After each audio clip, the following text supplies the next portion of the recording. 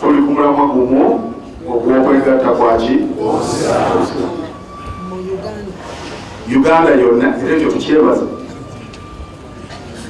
Yayogera ekigambo n'agamba nti ku kyokwegatta ne bwe kibanga waliwo ekituuseeko olw'ensonga eyo mbeera musanyufu wadde kiba kintuusiza okuva mu bulamu obwensi. Kale Allah musaasi nze nkakasa bukakasa 100 ku 100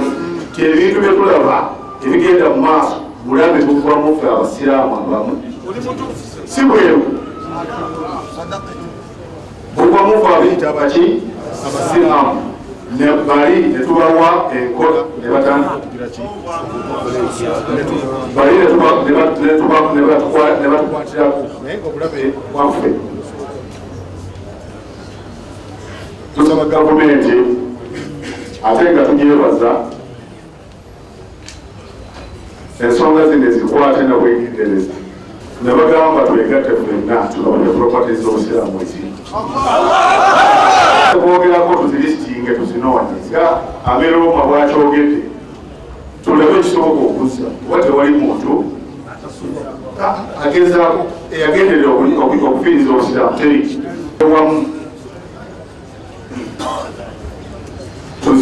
tugezeeko okuzinunula abantu abo bajje